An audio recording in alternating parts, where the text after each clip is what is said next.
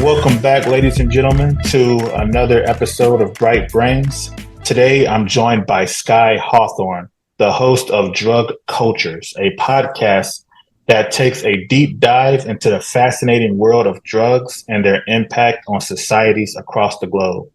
With over a decade of passion for pharmacology and cultural exploration, Skye challenges the simplistic notion of drugs as a simple concept, revealing the complex ways they shape lives, sometimes as tools for healing, other times as paths to destruction. I'm excited to unpack his insights into this nuanced topic and learn more about his unique perspective. Welcome to the show, Skye. Isaac, lovely for having me. Thank you so much. No problem. Thank you for coming. So tell us a little bit about yourself and your background and how you became so interested in this topic. So I'll say that not everybody in my day-to-day life sees this side of me. Not everybody sees the side of me that since high school, really since the moment I started knowing anybody in my life who smoked marijuana or even honestly drank alcohol. Sure, my dad would have wine with dinner, but I'm talking about people my age, people in my peer group who started getting intoxicated in one way or another. I was like, oh, this is interesting. Why is this so stigmatized? Is it really as bad for you to get a little fucked up as people say it is? Or, at the time there was the beginning of this zeitgeist that, states were starting to legalize marijuana, and there was this cultural consensus that cannabis wasn't nearly as bad as we had all been told. And, I started getting into reading about how, the runner's high might actually be caused by our endocannabinoid system. I started really doing, this was in high school. This was when I was maybe 15 or 16 years old. I got really into reading about this stuff.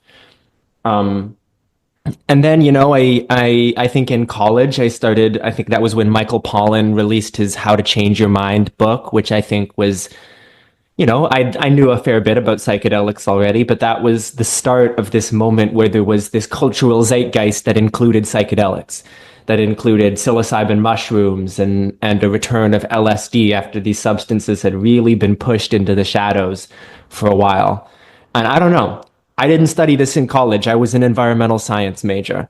But, being an environmental science major, it teaches you how to read science and think critically about science. And you start to realize that all you have to do to know more than 99.9% of people about drugs is to read the stuff that's published by experts on drugs, whether it's journalists who do a deep dive into their history or, scientists who write about the pharmacology of psychedelics or doctors who realize that these things have medical potential beyond what was ever known, for like end of life anxiety and cancer patients, PTSD and veterans. And then you start to realize that there's this whole history that extends beyond psychedelics. And many of these drugs are still in the shadows, drugs that are pejoratively referred to as hard drugs, like, cocaine and heroin, methamphetamine. And that there's this whole world and complicated and nuanced history of all these substances, prescription substances like benzodiazepines or antidepressants, SSRI, SNRI antidepressants. And the more I learned, the more I realized that there was to learn. So yeah, I'm still on that journey right now. Yeah, this is a fascinating subject. For most of our life, going to school, we were subjected to a bunch of propaganda like the DARE program and things like that, about drugs being bad. And to be fair, kids, should be wary of drugs while their, minds are still developing. And there are drugs out there that are genuinely bad, but there's also drugs that I think have potential to really help society. What are some drugs that you think have a real benefit to help society and maybe really solve a lot of social ills that we face? Well, I want to start by saying that no drug is good or bad in a vacuum. It depends on how it's used and the effect it has on the individuals and communities that use them. So, for instance, I'm a little young for the DARE program. We didn't have DARE in my school. Um, we actually, in many ways, I feel like the information I internalized in high school about marijuana was actually a little too liberal. I was told it's not a gateway drug. That's propaganda. It's harmless, mostly harmless. I think that's true for adults. I think that's true if you're, especially if you're over 25, your brain is done developing. I feel like I wish I had been warned a little bit more in high school. Because honestly, I don't think, I smoked marijuana a fair bit in high school. I don't think it messed me up, aside from the fact that I got into trouble for it, because it is very much illegal for kids to be doing it. So I think that, like, in some ways, you want to help people make the correct decisions that isn't just about what they're putting in their body, but how it will be perceived by other people. And I wish I had been told as a kid that, like, if you smoke weed, you might be perceived a certain way by other people, and that might not be what you want.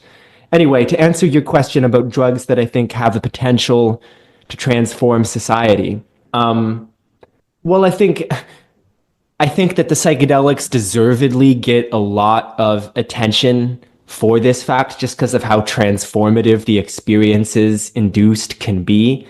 I think that you're going to start hearing a lot about ibogaine in the next few years because we have this real addiction crisis, this opioid addiction crisis. We have something like 100,000 or more. Is it 100,000? It's an absurd amount of opioid overdose deaths that we have thanks to Hmm. this adulterated fentanyl and carfentanil and all these fentanyl analogs in our drug supply. And so, opioid addiction and opioid use, especially if it's this unregulated stuff, can really ruin your life. And ibogaine, for whatever reason, it's still the pharmacology of it is a bit poorly understood, but ibogaine has this potential to break opioid cravings. It doesn't just do the thing that many psychedelics do, where it like resets your thought patterns and makes you look at your own life differently. It does that. But for the opioid addicted individual or the opioid dependent individual, it can do something in your brain such that it resets your receptors to a baseline in 48 hours in a way that without ibogaine, if you're like a heroin or fentanyl addicted, using it every day, that can take up to 18 months. So that's why people have such a hard time quitting opioids. And so yeah, I'm really optimistic about ibogaine. I'm optimistic about a lot of psychedelics, but I do want to caution against this idea of psychedelic exceptionalism, which is this idea that the psychedelics are profoundly different from these other drugs, and they should be, people who do psychedelics are good and law-abiding citizens, and they should be left alone. But we can continue to deploy the state and the administrative apparatus to ruin the lives of people who use other drugs. And I think we have to be really careful of that. And I also think we have to be really careful of this idea that psychedelics are going to save the world. That psychedelics are going to trigger this collective political awakening. And I'm happy to, I don't want to ramble too much here, but I'm happy to go deeper into that if you want to talk about it. That's sort of what I Yeah, consider a fallacious idea. let's go deeper into that. So I want to go deeper into that, but let me ask you this about this ibogaine. So you said that it can basically cure people of their heroin addiction. I mean, it's the closest thing that exists to a silver bullet, to a magic Hmm. bullet for heroin addiction and for fentanyl addiction, which is most heroin addiction these days is fentanyl addiction because most heroin users aren't getting pure heroin. That's just the facts about what's on the streets right now. So what is ibogaine and how is it consumed? Ibogaine is an alkaloid that is extracted from, I mean, I believe it can be synthesized. Don't quote me on that. I actually think ibogaine is a very complex molecule that might only be able to be extracted from ibogaine containing plants. I think there are a number of ibogaine containing plants, but the one that's most widely known is a root from West Africa called iboga. And, iboga has had traditional ceremonial uses in what's now countries like Gabon, I think Equatorial Guinea, that sort of coastal West Africa region. Um, and there are no natural opioids in that region, so it wasn't used for opioid addiction. It was used for like a spiritual transcendent like religious experience, and there's all sorts of like religious and cultural ceremonies that take place around iboga consumption. But it started to become, even in that West Africa region, because there isn't a long history of opioid use in the area. Like once opioids were introduced, they opioid addiction quickly became a big problem. And so I think tramadol is often the drug of abuse in terms of opioid abuse in that region. And so people in that area started using iboga to help break their tramadol habits. And then it gained this fame around the world for its ability to really, one single administration, they call it a flood dose. You take a very high dose of ibogaine under supervision. This is not something you should do alone. This is not like a drug like mushrooms where you can probably take it alone and be just fine. It has a risk of cardiotoxicity, so you should not do it alone. You should do it under the supervision of a medical professional. But if you do that, people go to Mexico and they go to these ibogaine clinics in Mexico, and they get this flood dose of ibogaine, and they leave and they don't want heroin anymore. A lot of the time. I mean, you still have to do the work to like not fall into old habits, because a lot of addiction and dependence is mental. It's not just your receptors. But, for opioid addiction in particular, the cravings, the physical withdrawal symptoms are such a reason that people keep going back over and over and over again. And ibogaine, somehow, the mechanism is not exactly that well understood, seems to get rid of that. So how is it consumed? Is it like smoked? Is it drinked? Is it like injected? I'm not an ibogaine expert. I'm fairly certain. I actually don't know. I don't know how it's taken. I've never done it Gotcha. myself. I've never done it myself. I mean, the root, I believe a preparation of the root bark is consumed in the traditional ceremony. And I think some of the clinics don't use the root version. They use an extract of the ibogaine, which I think is consumed orally, but don't quote me on that. And is it just does it just cure heroin addiction, or does it cure other addictions like alcoholism, cocaine and things like that? Well, all of the psychedelics, I mean, not all of them in equal measure, but many of the classic psychedelics, the serotonergic psychedelics, have this potential to totally rewire your thought patterns and like make you realize things about the habits you've fallen into and how destructive they are. So this is true for psilocybin mushrooms. This is true for ayahuasca, which is, the active psychedelic alkaloid in ayahuasca is DMT. This is true to some extent for LSD, though it, for whatever reason, has been a little harder to study in a lab. Um, so yeah, it's absolutely true of ibogaine that it can be used for other addictions because it has a lot of commonalities with these other psychedelics. But something about the chemical structure of ibogaine seems to have a unique affinity for resetting the opioid system in our bodies back to a baseline, back to a pre-heroin or pre-fentanyl or pre-oxycodone baseline. Now, earlier you said that no drug is bad. So I want you to expound on that because I could understand why drugs like, say, mushrooms or ibogaine and things like that can have benefits, but I don't see any kind of health benefit for like crack cocaine or heroin or anything like that. Well, I'm not claiming that they have health benefits. I'm saying that a lot of the problems that are blamed on the use of these drugs are really because the drug is a very easy scapegoat. So take cocaine, for instance. I don't need to lecture. I think most people in your audience probably know that like powder cocaine and crack cocaine, same drug, same substance. I think the crack cocaine has a bit of a shorter duration and a quicker onset, so maybe there's like a slight argument to be made that it has slightly more addiction potential, but I don't even know if that's true. The laws around crack cocaine, the sentencing disparity between crack and powder cocaine was on its face racist because crack cocaine was cheaper to produce, cheaper to buy, and as such gained a lot of popularity in economically disadvantaged black communities in America.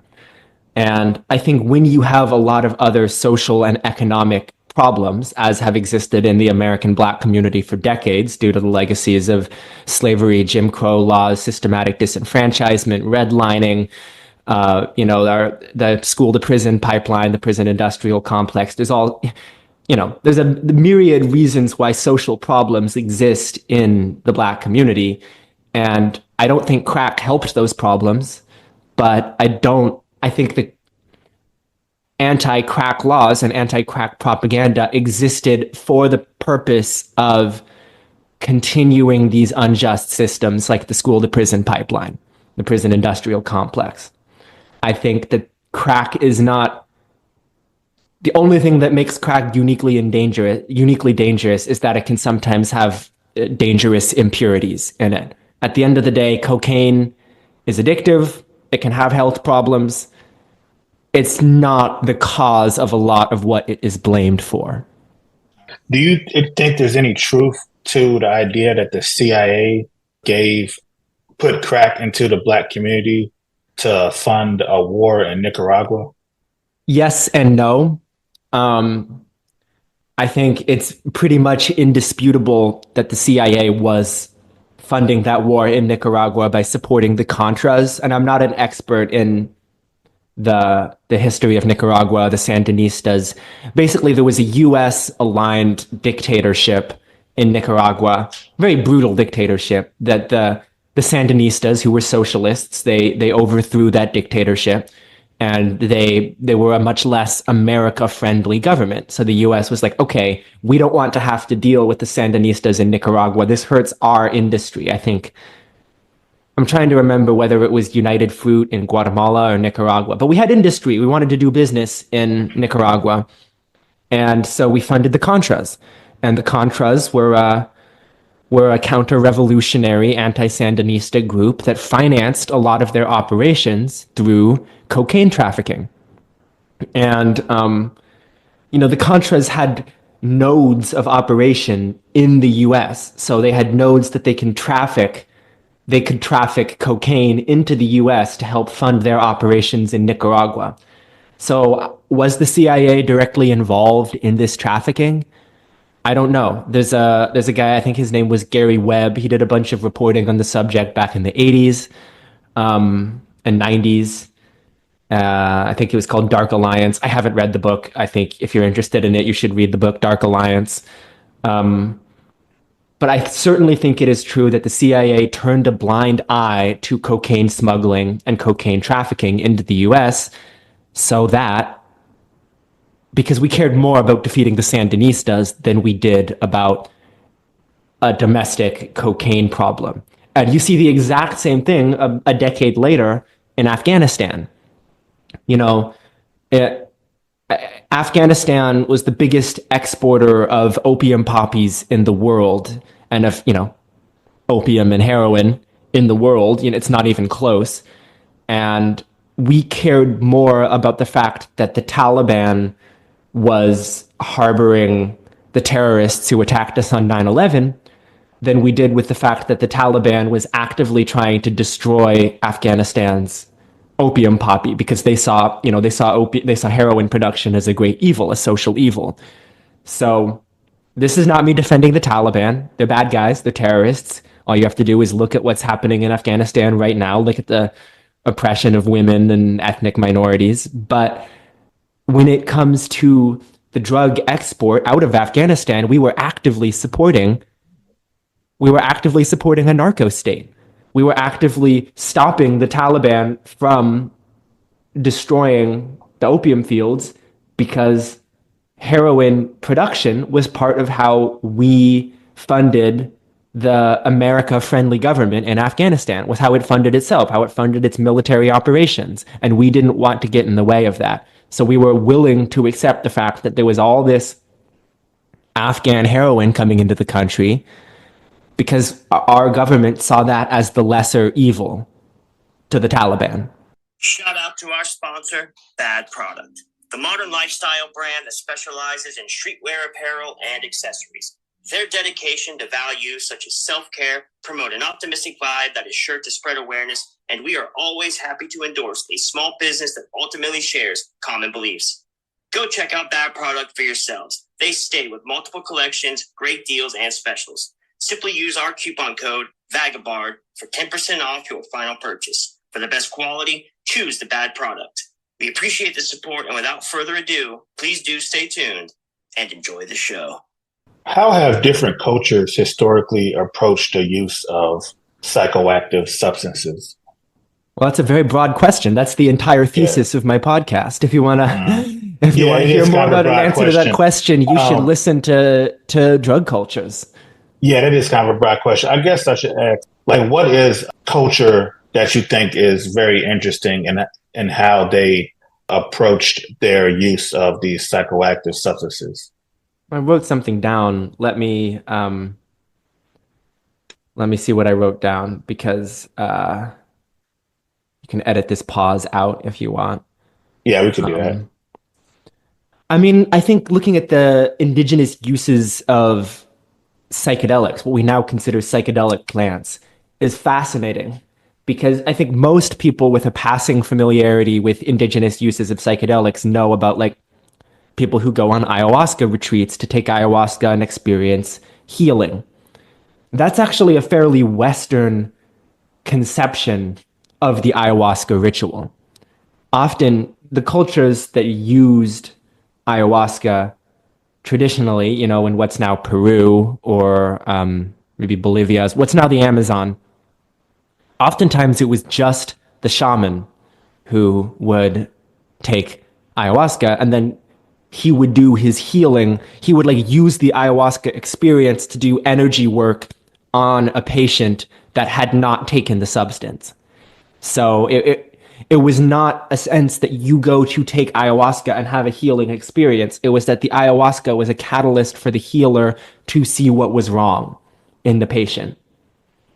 And I think that always really interested me, because as an American Westerner, you think, oh, I want to have this mental experience of taking a hallucinogenic plant and having all these breakthroughs and, like, being able to, like, find a new lease on life. But that was not how these substances were used at all. And it's the same thing in Mexico, in the town where Gordon Wasson, the mycologist who brought psilocybin mushrooms back to the United States, it was a remote town in Oaxaca, and he went and found this healer, Maria Sabina, who was using these mushrooms as a tool for healing.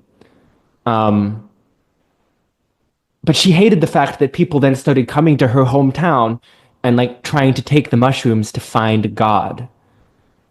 Because she was like, this is not what these things are for. They are not for your own personal, like, I want to meet God ego journey. They are for healing the sick. My work is for healing the sick. And she actually felt betrayed by her community.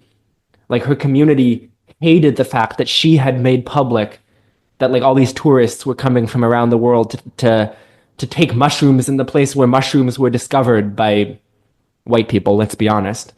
Like, and so I think that there's, like, in wherever you look around the world, you see all these stories of change as different cultures are exposed to another culture's drug use. And there's just so many fascinating stories to talk about here. I did an episode on kratom, for instance. Do you know about kratom? Yeah, so my experience with kratom is, like, so I've never done any kind of drugs or anything like that, but kratom, you see it a lot in these gas stations and things like that, you know. And I asked one time, I went inside this gas station, I asked the guy, what is that kratom? And he said it was like synthetic opioid or something. And then I asked another, I know it's not true, and you're probably going to tell me, but then I asked another guy, and he said that heroin addicts take it when they're, like, coming down. It, like, helps them to come down off of it or something. But then I looked online, and some people use it as like an alternative to Adderall. So I have no clue what it is, but what is kratom? Yeah, so kratom is a plant that's native to Southeast Asia. Grows in Thailand, Malaysia, Indonesia. Um, and kratom is an opioid. It contains a chemical. It contains a number of alkaloids in it. The main one is called mitragynine. There's also 7-hydroxymitragynine, and it does have opioid-like effects at higher doses. And at lower doses, it has stimulant-like effects. So yeah, some people use it as an Adderall substitute. Some people use it to come off heroin or whatever opioid, oxy, whatever opioid they were using. Um, so it's not an innocuous drug. It has a real addiction potential, but it is impossible to have a lethal overdose on. So because of that, it is not even in the same league as other opioids because it can't kill you. It can't cause respiratory depression. So sure, there's a risk of addiction, but it can't cause respiratory depression. Anyway, I did this episode on it because there's all these people, it's gotten all this popularity and people arguing about it here in the States, but I wanted to do a deep dive into its history in Thailand, where it has centuries of traditional use. Um, and in Thailand, they chew the leaves. That's the traditional use. You either make a tea or you chew the leaves. And that's very much like a low dose experience. Laborers would chew the leaves in, people who work in agriculture or people who work in construction. I think agriculture was the big one. Like farmers and farm hands would chew kratom leaves to have energy all day. Um, but in the 1930s, I believe, or maybe it was like the early 40s, kratom was banned in Thailand. And when you look into why it was banned, it was because it was gaining this widespread popularity among people who were opium users. And there was an import tax on opium. So the Thai government made money off of importing opium from I think Burma, I think Myanmar produced a lot of opium and would import it into Thailand. And the Thai government would make money off of that. And at the time, they were allied with the Axis powers in World War II. And they were fighting in World War II. And the government needed to make money. And people were quitting opium with kratom, which grew domestically and didn't need to be imported. So the Thai government did the Kratom Act in 1941, I think, and banned kratom because they didn't want to lose their opium revenue so they could, fight with the Nazis in World War II. That's pretty interesting, man. Sorry. No, go and on. It stayed banned for decades, but it wasn't really enforced all that much until there started to be this anti-Thai government insurgency from these, quite frankly, like Muslim extremists in the south of Thailand, this Malay ethnic insurgency. But the Thai government massively overreached, and they used the fact that there are kratom forests in the south of Thailand as an excuse to start clear cutting these forests and, massively overreaching in their crackdown on Malay communities. Not all these Malay communities are fighters. They're not all combatants. They're just people trying to live their lives. And the Thai government used these anti-kratom laws as an excuse to crack down on a political domestic enemy. Does that sound familiar? Yeah. That's a tale as old as time. But speaking about that, like I said, it's a tale as old as time. There are so many cultures around the world who they have a drug that they use either for spiritual purposes or maybe something that just helps them to do their work. And then an outside community will oftentimes come in and, take it and use it to profit off of it. How do you feel about that? There's a phrase. I was trying to think of this phrase. It's escaping me right now. But cultural. Is the phrase you're thinking of biopiracy? No, but I think that qualifies. I was thinking about cultural. What is that word? Yeah, there we go. Cultural appropriation. But biopiracy, I like that word. Explain and talk about that. Yeah, that's been a huge problem as long as Western medicine has existed. Because something like 25% of pharmaceutical drugs currently prescribed in America were derived from plants. And usually, if a medicine is derived from plants, the way that happened is that ethnobotanists, people who study traditional uses of plants, were watching we're watching the traditional uses of these plants, realizing they had medical value, and then realizing there must be something in the plant that can be extracted and used as a medicine. You see that with aspirin, which was extracted from willow bark. You see that with the early anti-malaria drugs, which I can't remember where those came from, but it was a plant, and you see this over and over and over again. And now you start to see this concept of what they call reciprocity, which is that if scientists profit off of indigenous knowledge or traditional knowledge, those communities from which that knowledge came from deserve a piece of the pie. If I'm going in, I'm taking your practices and I'm finding a way to commodify it for the Western world and, make billions of dollars off of it. That's a form of exploitation. That's a form of colonialism. That's taking your wisdom and knowledge and selling it for my benefit. And that's just another way in which these communities have been fucked over, as they have been time and time again. Yeah. It's something to really think about. Like Tylenol, I know you mentioned that one. I remember learning about the willow bark. So where does willow bark come from? I have to plead ignorance on this. I don't know. That's okay. But what I was told is that there was some country, the workers or whatever would use Tylenol to, deal with pain and things like that. And then, here in the West, they figured out like, oh, we can take that and use it and then sell it to people, and then I wonder. It might have been, don't quote me on this, but it might have been like the Nepal, like the mountains of Asia. Yeah, it probably was. I remember hearing that, but I didn't prepare for, I don't know. I'm sorry.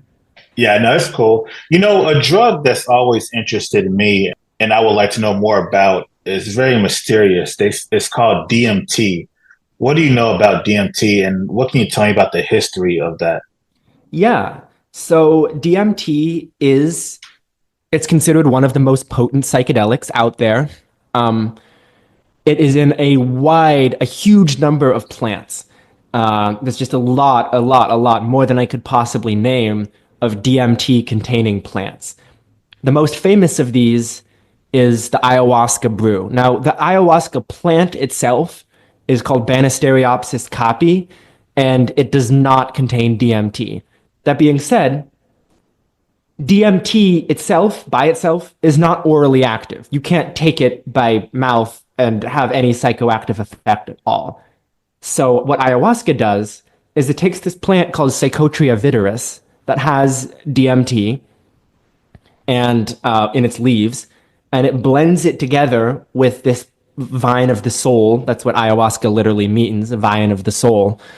And that plant is Banisteriopsis caapi, and the Banisteriopsis plant contains these Harmala alkaloids in them, which act as monoamine oxidase inhibitors, which basically allow the DMT to be processed orally. So when consumed alongside a DMT containing plant, they essentially slow release the DMT into your body, and you have this experience of you can have all sorts of crazy experiences on ayahuasca. Now, some people have figured out that you can extract DMT. You can extract it as a freebase, or there's other forms it can be extracted in, the fumarate form. But if you extract DMT as a freebase and you can vaporize it, and that is a way of getting all of the DMT into your brain at once. And people have these crazy, mind-blowing, they call them breakthrough experiences, where essentially the world you're in or that you perceive under the influence of DMT looks absolutely nothing like the sober world. And you can have all these insights and revelations, and people report entity encounter, these sort of non-self beings that they interact with, but it feels more real than real. It feels familiar. People report all these mind-bending experiences. Some people have terrible time with it. Some people get really traumatized with it. And then some people have the most beautiful experiences of their lives. They let go of their trauma. They feel like they were healed. It's not something to be done lightly. It's also not something that can it's not something that can kill you. I don't believe there have been any deaths associated with DMT use. So just if you choose to smoke it, know that it might be a deeply unpleasant experience, but a lot of people get a lot of benefit from it. And a lot of people get a lot of benefit from ayahuasca as well, but ayahuasca is actually a little bit more dangerous than smoked DMT because it's a longer experience, and because there's a component of it that is MAOIs, monoamine oxidase inhibitors. Those can interact with a lot of prescription medication. So if you take any prescription medication, please, please, please research the interaction before you do any drug. But DMT by itself does not have negative interactions with most drugs, aside from, I think, like lithium. If you take lithium for depression or for bipolar disorder, you should not be taking a serotonergic psychedelic like DMT. But really, there's a lot of medications that are contraindicated for ayahuasca use. So be very, very careful when taking any drug. And that's something I say on my podcast every single episode. I say I'm not advocating for anybody to do any drug. That's not my role. I am simply an educational resource. And if anything, I want people to have the proper harm reduction tools. Yeah, that's very important. I want to stress that as well to anybody listening here. Don't, do any of that kind of stuff. If you do, make sure you have supervision. You didn't hear it from us. Yeah. So let me ask you this. What drug do you think has shaped U.S. Culture and history the most? Alcohol. It's not even close. Well, let's break that down. Well, why do you say alcohol? Because that was the only drug that there was a massive popular movement to ban that just failed instantly. If you look into the history of the temperance movement, alcohol has this cultural ubiquity, but as early as the mid 1800s, people began to recognize that it was a social ill. It made a lot of people violent. It led to men beating their wives. It led to sloppy performance on the job. When it basically, especially women, there was this huge, the Women's Christian Temperance Union and the Anti-Saloon League. There was this huge movement that was associated with what's called the Progressive Era. Now, I'm going to go off on a bit of a tangent here, but I promise I'll circle back around. The Progressive Era did a lot of really great things. It was responsible for a lot of union protections and worker protections and ending child labor laws and the 5-day work week. And, it didn't quite tackle racial issues, unfortunately, but it did tackle a lot of these class issues and help bring an end to the Gilded Age. That being said, part of the progressive movement was anti-alcohol. The progressive movement saw intoxication as both a cause of and a symptom of social degradation. And so progressive advocates really fought to make alcohol illegal. And it's also from this era that the concept of drugs, as in doing drugs or drug abuse, that's where that comes from. Before the early 20th, late 19th century, that wasn't a concept, of drugs as a catch-all term for psychoactive substances that aren't alcohol that are bad. Now, prohibition was very unsuccessful, and people realized this right away. It led to, people dying because they were making bootleg whiskey and moonshine, and it absolutely led to the gangs becoming more powerful. All you have to do is look at the history of Al Capone, and it was great for gangsters. And so eventually they repealed prohibition. And it was the right thing to do to repeal prohibition, even though alcohol is pretty objectively bad for you. I'm not going to say it's a bad drug. I get drunk sometimes. I think Most people get drunk sometimes and it's fun, but it is just as addictive as heroin, really. But we have this social container for which it's socially acceptable to use alcohol, and that doesn't exist for other addictive drugs. But alcohol is really, really, really addictive, and it's so easy to die. It's like we have an alcohol overdose crisis as well as an opioid overdose crisis. And we have a DUI crisis. And alcohol, if you ask me my honest opinion on alcohol, I would say it's a drug that causes a lot of harm in the world. But it is so indelibly woven into the fabric of American society that prohibition was impossible to make happen. Yeah, it seems like we as a society have not learned the lessons of prohibition. You mentioned about like Al Capone and the gangs and how when prohibition happened, they were able to amass a lot of money and power. And I feel the same thing is happening today with various drugs and the cartels down in Mexico and things like that. My thing is this, you know, do you think that all drugs should be legal? Basically, yes. I think all drug classes should have a legal option for people to get. So I'm not saying that we should make recreational fentanyl legal in stores. There are people on drug Twitter who will unironically say that. Like any drug people want, they should be able to get. That's not exactly my belief. But I think if someone wants to do opioids, honestly, even heroin, it's very hard to have you have to really be trying to have a lethal overdose on pure heroin. Most of our overdose crises is contaminated heroin that's contaminated with something much stronger like fentanyl. I think people should be able to have a safe option that is legal and regulated. I don't think, obviously, make it very, very difficult for kids to get access to any drug. Make it very, very difficult for people to buy massive quantities of any drug. But yeah, I think it should be legal because I think, as you pointed out, prohibition, we all recognize that prohibition was a failure when it came to alcohol. For whatever reason, it's an experiment we keep trying with other drugs. And there are some drugs like weed that is manifestly less dangerous than alcohol. It certainly has its risks. I am not someone who says weed is not a dangerous drug. I think it can absolutely be a dangerous drug, but it can't kill you. You can't have a weed overdose that kills you unless you do something dumb when you're high. And yet we're still trying to do prohibition with weed. And even with heroin, opioids, even with stimulants, yeah, I think people should be able to get safe and regulated stimulants if they want, because the alternative is people turning to methamphetamine. And yeah, we see how that turned out. Yeah, not great. Mm-hmm.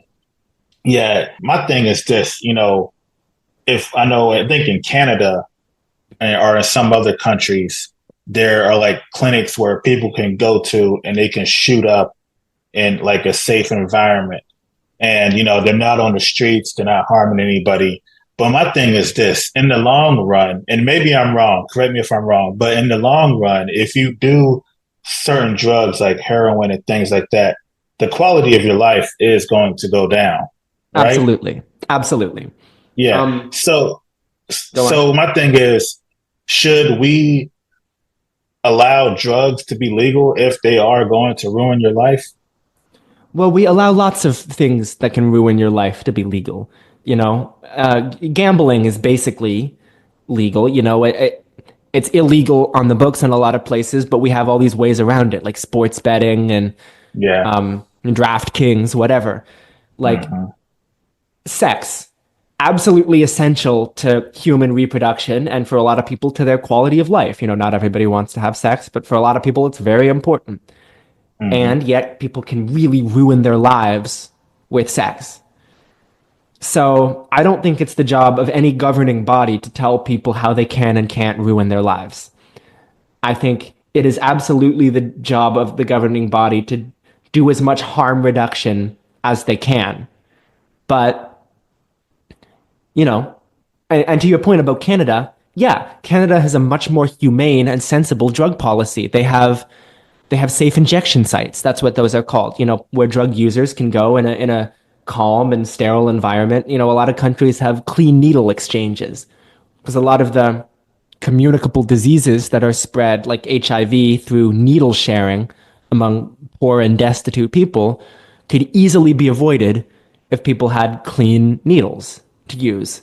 But our country chooses to moralize about people. We choose to say, oh, don't do drugs that need a needle in the first place, as opposed to recognizing the reality that people are doing these drugs. Hundreds of thousands of people are doing these drugs today, right now.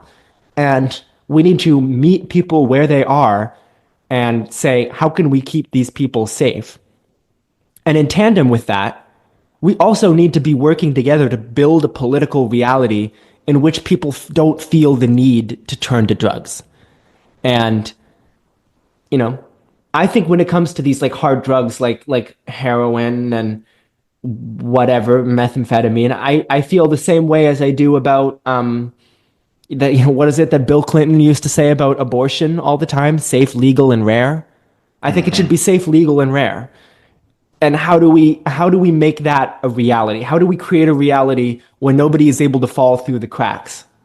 And that's why I always get so angry when people try to depoliticize psychedelics, when people try to say that, oh, psychedelics makes you realize that politics and partisanship and tribalism is all bullshit. And I'm like, so are you saying to me that all sides are the same? Are you really trying to say that all political visions are equal and they're all equally stupid? Because I fundamentally do not agree with you if that's what you believe.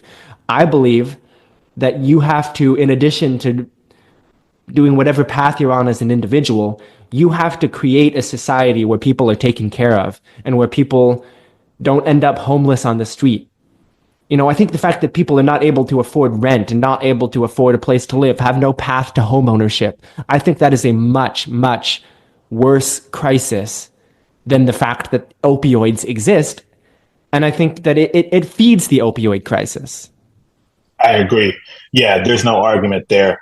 I think that we as a country could be doing everything a whole lot better. The fact that we have much homelessness and we have so many empty homes and we're actually not building homes. I feel like some of these problems are very easy to solve. And when we don't solve them, they further the drug crisis. So yeah, there's no argument there. Other countries have what's called a housing first policy, where they say, okay, regardless of whether you use drugs, regardless of whether you have mental illness, whatever, the number one priority is that there's a roof over everyone's head. It doesn't mean you have all your needs taken care of. It just means we will make sure that in whatever condition you're in, you have a place to sleep and a roof over your head. And that in a massively wealthy country, certain things should be off the table.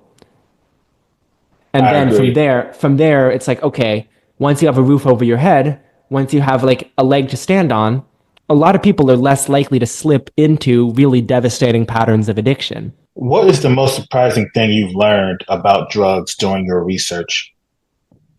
The most surprising thing I've learned about drugs, let me think and take that seriously. I would say that the most surprising thing I have learned about drugs, well, probably the episode that I was like, whoa, oh my God, I didn't know any of this, was one of the more recent episodes I did about Syria. The Syrian government recently collapsed. The Bashar al-Assad regime collapsed after 50 years of his family running the country. And what I didn't realize is that the whole country had turned to Captagon in order to finance their war, in order to finance their operations. And Captagon is a stimulant. It's an amphetamine. It's weaker than Adderall. It's not a particularly dangerous amphetamine, but it's still, basically they had become a narco state whose export is like 3 times the export of all of the Mexican cartels. They just have a huge amount of trafficking of this drug that almost nobody has heard of, Captagon. Yeah, I never heard of it either. No, most people haven't. I hadn't heard of it until about a year ago, and I've been obsessively researching this stuff. And then the more I learned about it, I was like, oh, wow. So there's these trafficking networks that like a huge element of the Syrian economy became Captagon. And also a huge part of that was because we sanctioned Syria incredibly. Like we imposed brutal sanctions on all legitimate economic sectors in Syria because, because Bashar al-Assad was doing war crimes. But still, our sanctions didn't hurt Bashar al-Assad. Our sanctions hurt the regular Syrian people. And with nowhere else to turn, the Assad government, the only thing that they could do without getting sanctioned was sell drugs, was make and sell drugs. If you could interview any historical figure about their views or experiences with drugs, who would it be? God, I would love to interview some US presidents who were around during the counterculture era. So I would love to interview JFK and ask him what he got from. There's pretty credible reporting that JFK took acid. It certainly is the case that his, I believe his siblings took acid, and some of them spoke publicly about it. But I believe that JFK took acid with Marilyn Monroe or with another one of his ladies. And I want to ask him, like, what is it like having a psychedelic trip as president when you're in the Oval Office? And did it shape your views at all? Again, I keep circling back to this idea that people have this misconception that like psychedelics will make you more liberal or that they will like make you not want to do war.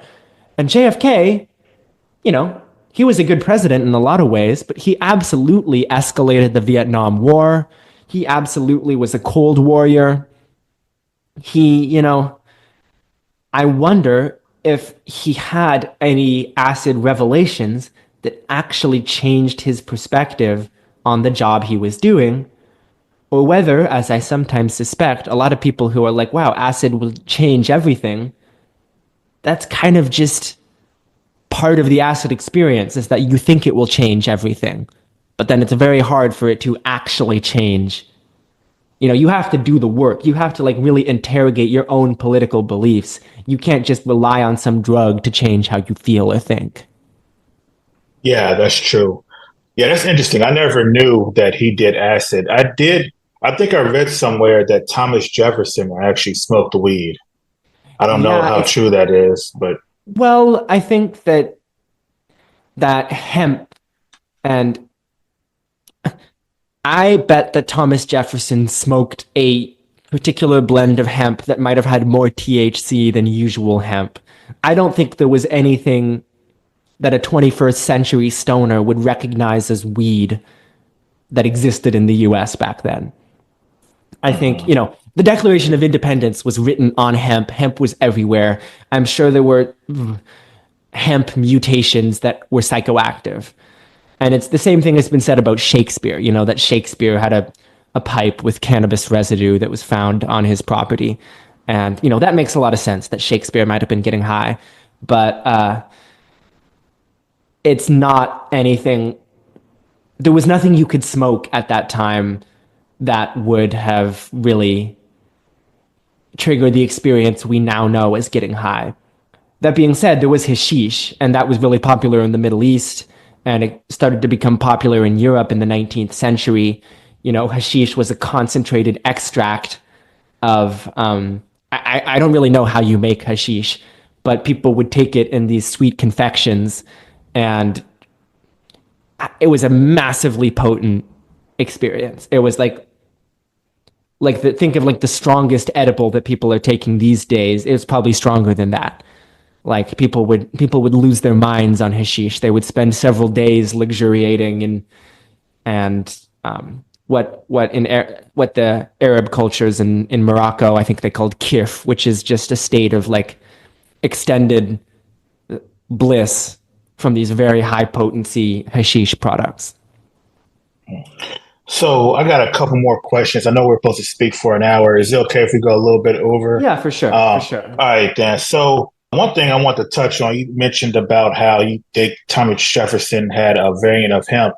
One thing I was actually told this in high school by a teacher. He said that the reason weed is legal in the U.S. is because hemp can be used to make so many products, and it would actually put the paper industry out of business. And that's the main reason why weed is legal, because you can make clothes out of hemp, you can make plastics out of hemp, you can make just, it seems like everything. It seems like hemp is like a miracle plant, and you can do so much with it, and it would put a bunch of industries out of business because, like with paper, for instance, in order to make paper, a tree has to be a certain age. Like, it takes a long time to grow a tree, whereas hemp, probably just a couple months. So is there any truth to this, or? Is there any, I'm sorry, can you clarify your question? Are you saying Well, why weed is legal in the US? Well, why it's illegal? It's still illegal generally, federally. Yes, and that's because basically it would put paper companies and other companies out of business. I don't believe that's true. I don't You believe don't? that's true. I there might be some instance of a paper company lobbying the government to have their maintain a monopoly on their industry. I just don't think that's true. I don't think hemp companies are all that powerful these days. I mean, I think they're generally folded into big agribusiness. But there is something that's really interesting that has proliferated in states where weed is still illegal, and obviously it's federally Schedule 1, which is the recent, I think it was the 2018 Farm Bill, which basically made it so that all hemp products are legal as long as they contain, I think, less than 0.3% THC, less than some small percentage of THC. And what that means is that there are these other cannabinoids that are found in hemp, but they're found in very small quantities, and they are psychoactive.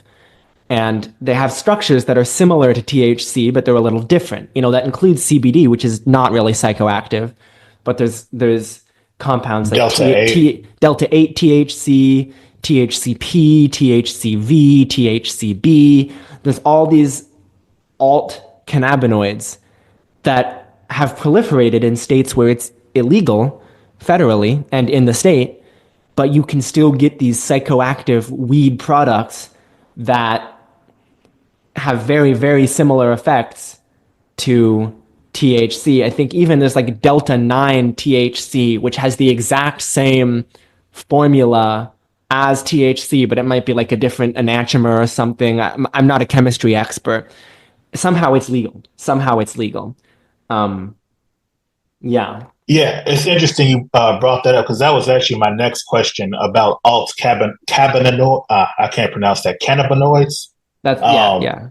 And as I mentioned earlier, about seeing kratom inside of like gas stations and things like that all over. It seems like you can't drive more than 5 minutes without seeing like a smoke shop that sells these alt cannabinoids, and it's things like Delta 8, Delta 9, Delta 10, Delta 11. It's just like, I don't even know if these are like legitimate things, but it's interesting because we just became legal in Ohio, where I live, like last year. But even before then, there were all these alt cannabinoids. And I wonder, what is, it's basically like synthetic weed, or it's like hemp with THC. It's not even synthetic all the time. It's extracted from hemp. So sometimes they use this labor intensive mechanism to extract these trace cannabinoids from hemp. So like they take an industrial quantity of hemp to get like a little vial, but because hemp is so easy to grow, you can use a lot of hemp and get, for not too much money, get these extracts of these minor cannabinoids that are psychoactive. And I'm not against them. I'm not against people using these, but they do have different effects. And some people respond totally fine to normal weed, and they're like, hey, maybe I'll try this Delta 8 stuff. And they have psychosis. They have terrible experience because it's a different drug. So my only advice to people who try these is to exercise extra caution. Make sure you're in a safe environment if you're trying any new drug, even if it is marketed to you as being just like a drug you're already familiar with. There's one period in history I would like to know more about, and I don't know if you are knowledgeable about it, and that's the Chinese Opium War. So, from my knowledge, I think like Great Britain wanted tea out of China, but China didn't want to sell it, but they got China addicted to opium. Do you know anything about that at all? Honestly, this issue is probably not one I know any more than you. Gotcha. But that would be a great episode topic. I would love to do a deep dive into the Opium War. I mean, it's been reported on pretty extensively, and I often Hmm. try and like do more niche topics that haven't gotten either that topics that are either very relevant to the present moment or niche historical topics that haven't gotten a lot of attention. But you're making me realize Gotcha. that's not something I know a lot about, and I don't want to claim expertise on something I don't know a lot about. I So totally get it. Are there any topics like that you want to do episodes on but haven't, like topics that many, interest you? many, What many, if, many. what is one like that you think interests you the most? I'm pulling up my episodes idea note page right now. Um, I want to do a whole series on sobriety. I want to do a series on like different ways people get sober. Um, and that can be like some people it's Alcoholics Anonymous. I want to do an episode on the 12-step program because that's a fascinating history. Works for some people. I personally think it's a little bit of a cult, but that's just based off of the whole like I'm not a particularly religious person, and they require really a lot of like accepting a higher power, which is not for everyone. Um, Mhm. so I want to do one on that. I want to do one on like California sober, people who don't drink or whatever, but they smoke weed. How did that become sober? Like, is there controversy about people who consider that sober versus people who don't? That's something I want to do. I want to do a coca episode. Coca has a really fascinating history, and it's deeply connected with socialism in Bolivia. I want to do an episode that explores like Bolivian politics as it relates to coca growing unions, which I think is a very fascinating topic. Right Yeah. now, I'm actually working on one about ether. So probably in a month or so, I have a really busy life right now, but in a month or so, I'll be putting out an episode on ether, which is this drug that basically became a replacement for alcohol in Ireland in the late 19th century. Because the Irish temperance movement was very successful in convincing people to give up alcohol, but a lot of people were like looking for an alternative, and they picked this drug called ether that is a dissociative anesthetic, and it was incredibly widespread for a couple decades, and then like everybody just forgot about it. So I want to do a dive into that. That's interesting. Are there any periods in history in which drugs have been used to control a population? Oh, absolutely. That's like the main reason that drug control exists, in my opinion. It's not to keep people safe. Maybe it started as a way to keep people safe, but it is a very easy mechanism for keeping a population in check. And it is a very easy scapegoat for demonizing and dehumanizing a population. The first episode of Drug Cultures I did was on this plant called khat, that 90% of Yemen's men chew this plant called khat. It's a stimulant. It contains sort of like amphetamine like substances called caffeine and cathinone. And it has its risks, but really it's blamed for like a lot of Yemen's problems. Like basically it's blamed for making Yemen a warlike country, which is a racist thing to say. I'm sorry. It's not. Yemen is not a warlike country. It is a country that has had war imposed on it by the America and our allies like Saudi Arabia. And it's also blamed for a lot of Yemen's water shortage, which it is true. It's a water intensive crop, but really we need to be investing in Yemen's desalination infrastructure. We can't just blame a crop that's been grown for generations in Yemen for the fact that climate change is now making Yemen an uninhabitable place to live. So, yeah, drugs have been used all the time to control populations. And often by people who know nothing about that drugs. All they know is they want to control this subgroup within their country or within a country that they want to exercise sovereignty within. Gotcha. All right, so I have like maybe two more questions. So this question, I don't know if you want to answer this or not. If you don't, it's cool. Are you experienced with any kind of drug use? Is that something that you want to Well, talk about? I think I mentioned near the beginning of the episode that like I wish I'd waited a little longer to smoke weed, because I got into some trouble in high school for it. Um, I don't generally talk about my own use on my podcast just because that's not what it's about. Like Hmm. I believe that anybody should be able to present educational material that is completely independent of their own personal experience. I don't think so. Yes, my answer to that question is yes, I do have experience with some drugs, but I generally don't talk about it on the podcast because it colors the way people receive the information. I totally get it. So you don't feel comfortable talking about that here or anything like that, I mean, or I all I can say is that like the psychedelics, for instance, the hype is legitimate. I can confirm that psychedelics are exactly as mind bending as they are described. Um, from personal experience. That being said, also from personal experience, um, I have been around people who take a lot of psychedelics and never integrate the experience.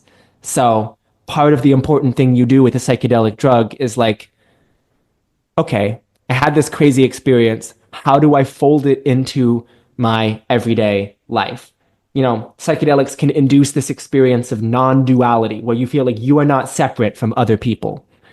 And, or like you don't feel like the self is as important anymore. Ego dissolution, they call it, or ego death if you take a high enough dose. But if you come back from that and you don't have some takeaway, like if you don't realize, oh wow, I'm not so different from anyone else. We're all made of the same stuff. We're all made of stardust. Therefore, we have to take care of each other. We have to look out for each other. There's this real thing that can happen where you like slip into delusions of grandeur. You believe you're self-important. You believe you're the Messiah. You believe that whatever, and it doesn't make you like. I think plenty of people take what I would consider to be the wrong takeaway from the psychedelic experience. So that's something I beat the drum on all the time and will continue to do. one thing we had touched on earlier, you say you want to come back to, I guess it's like, what should we be teaching children and like, high school age kids about drug use? I know you had said you didn't have the DARE program and you felt that teachers were a little too lenient on weed. Whereas when I was growing up, they were teaching that like weed, if you smoked it once, you were going to become a crackhead and homeless and your life was just going to unravel apart. So my question is, how should we be teaching about drug use? You have to teach about the social context of drug use. See, what I was told was that like weed is probably not great for your brain to do as a kid, but like, that didn't stop me. I think the thing that would have stopped me, or maybe would have been more effective, is hey, a lot of people have these views on drug use that like you don't want to be seen as the person who gets in trouble for drugs. Like that is not a good look. That will affect your college prospects, that will affect your career prospects. I think we should be teaching people that there are so many paths to fulfillment and to living a fulfilling existence that don't involve using drugs. And in fact, that if you use drugs at a young age, it can be really bad for you, even if it's a relatively benign drug like weed. That being said, I also think we should be honest about the science and that, weed is not really a gateway drug. It's not crack. It's not going to land you on the street, probably. Different drugs have different risk profiles. And I also think we have to teach that, like, people do drugs because they feel good. There's this real, I think a lot of people, like, try drugs for the first time and they're like, wow, I didn't know this would feel good. I thought this would kill me. And it's like, yeah, that's why there are problems sometimes, because they feel great. Yeah, that's funny. You got to prepare people for all the information. I believe we should not be, we should be teaching people all of the information about drugs. That's what I'm trying to do on my podcast. And, I don't work as an educator with children, so I will leave that to the child psychologists and the middle and high school teachers for figuring out how they do that. Gotcha. So my last two questions are, what are some books or resources that people should check out? I mean, other than your podcast, obviously, if they want to learn more about drugs and history, and also where can people go to, check out your podcast? To check out my podcast, go to Drug Cultures. That's cultures, plural. And you can look it up. I'm on Apple Podcasts. I'm on Spotify. I'm on YouTube. Isaac, if you want to leave a link to my podcast in the show description, I'm sure you can do that. I will. And if you want to learn more about drugs beyond the 10 episodes of my podcast I have out right now, if you're someone who's particularly interested in psychedelics, I highly recommend Michael Pollan's book, How to Change Your Mind. He also wrote a great book called This Is Your Mind on Plants. If you're someone who wants to dive a little bit deeper into some of these, if you already know a little bit about the subject, I highly recommend you check out anything by Alexander Shulgin. He's a chemist who has a fascinating life story. He wrote this book called Phenethylamines I've Known and Loved, and then he wrote a sequel called Tryptamines I've Known and Loved. Mike J. is a fantastic drug historian, and he wrote a book I loved that was hugely influential called Psychonauts, which is about the early scientists and philosophers who experimented with drugs before the 20th century. So yeah, those are some places to start. But definitely give my show a follow, Drug Cultures. You can also give me a follow on Twitter, x.com, the everything app. That's Drug Cultures Pod. I have an Instagram, drug_cultures. And you can also shoot me an email at drugculturespodcast@gmail.com. So always looking for topic ideas. If you have any questions, I'm not a doctor, so I can't give you medical advice, but I can help tell you what I know, what I have to share. Awesome. All right. Thank you for coming on, Skye. This was a great episode. I really enjoyed it, and I'm pretty sure my audience will too. You have a nice day. Thank you so much for inviting me, Isaac. You too. Hey, no problem. That's a wrap for this episode of Bright Brains, where curiosity meets conversation. If you enjoyed the ride, make sure to follow, rate, and review the show. It helps more minds find their way here. You can keep up with me on Facebook at Bright Brains Podcast, on BlueSky at brightbrainzpod.bsky.social, and last but certainly not least, Instagram at bright_brains_podcast. And remember, that's Bright Brains with a Z. So check me out for behind the scenes content, episode updates, and more thought-provoking discussions. Stay sharp, stay curious, and I'll catch you next time. Keep that brain bright.